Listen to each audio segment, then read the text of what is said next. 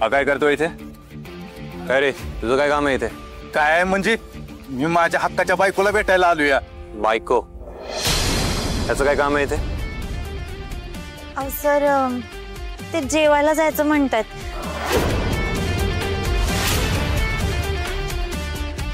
नाही आता नाही जमणार. आपल्याला त्या व्हिडिओचं डबिंग करायचं पहिलं. ते करून घे पटकन. चल. पण सर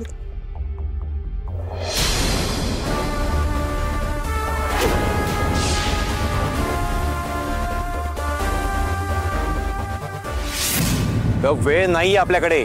चल लवकर.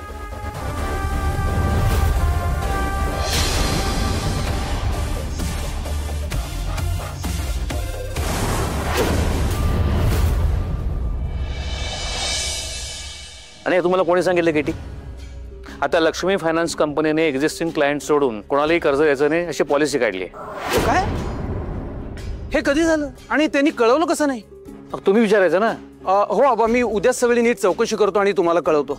सगळी चौकशी नीट करा आणि मला अपडेट द्या. ओके आबा.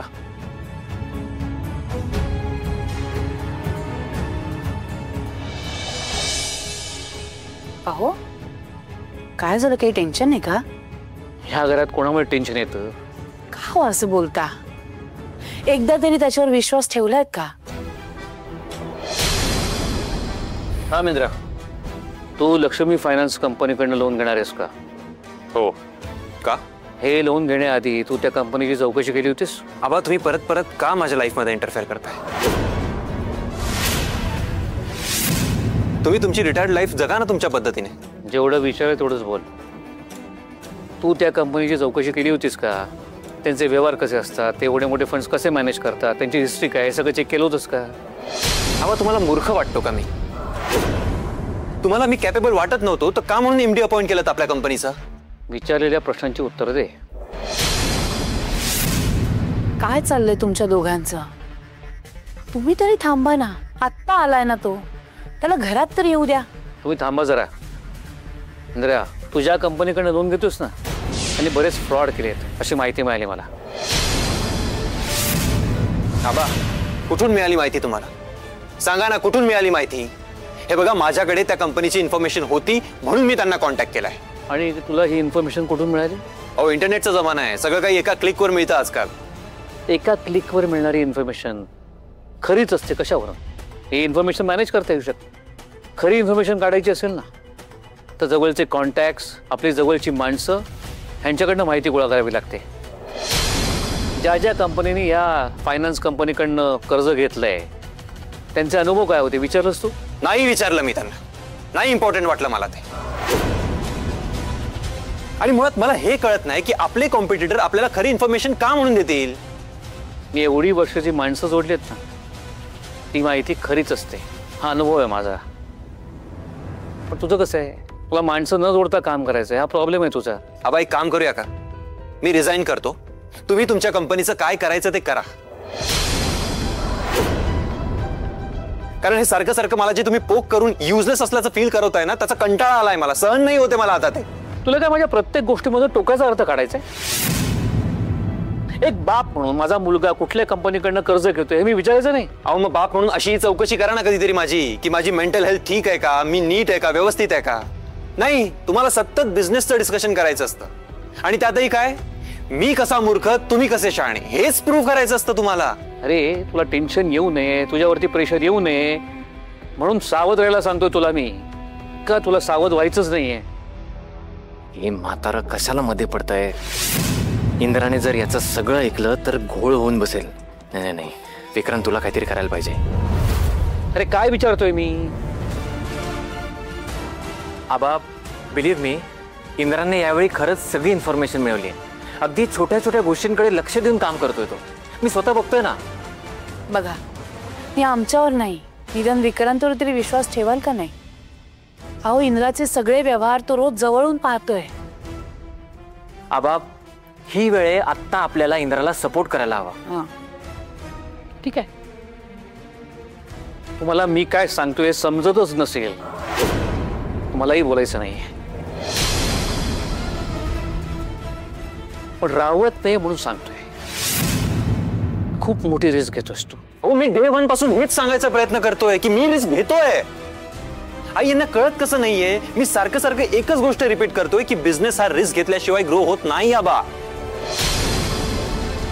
आबा, एक मिनिट.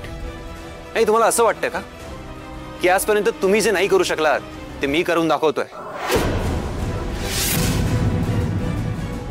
म्हणून तुमचा मान सन्मान कमी होईल? इंद्रा, आई, एक मिनिट. असं जर तुम्हाला वाटत असेल ना तर तुमचा गैरसमज आहे. असं काही होणार नाही याची खात्री मी देतो तुम्हाला. आयुष्यभर तुम्ही तुमचा मान सन्मान जपत बसा. मग इंद्रा,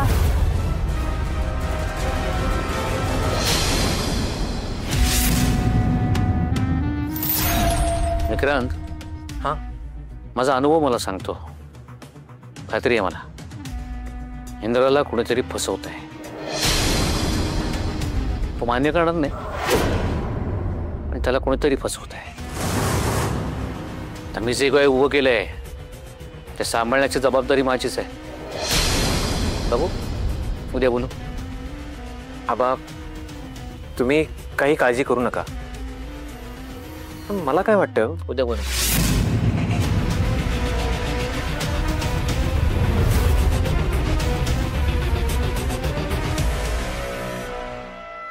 आबा हुशारात, चांगला अंदाज बांधताय. इंद्राचा अतिशहाणपणा त्याला नडणारच आहे. विक्रांत, उद्याच्या उद्या हा प्लॅन आवरता घ्यावा लागेल.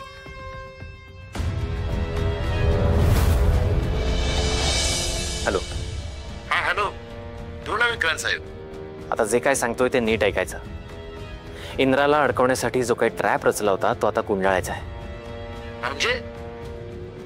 म्हणजे तू इथून गायब व्हायचंयस, आणि असं गायब व्हायचंयस ना की कोणाला सापडणार सुद्धा नाही. पण माझे पैसे?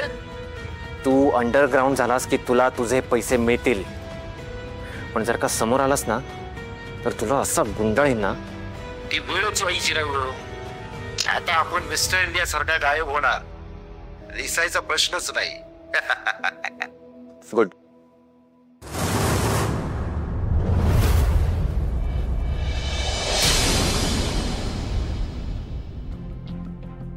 फोन तर लागत नाही आहे माणसाचा. इंद्रा, ये नाश्ता करून घे. नाही, मला नाश्ता नकोय, तुम्ही खाऊन घ्या. अरे, असं कसं तुम्ही खाऊन घ्या?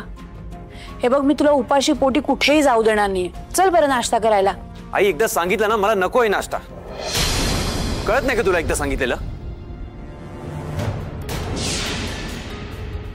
इंद्रा, ही कुठली पद्धत झाली बोलायची?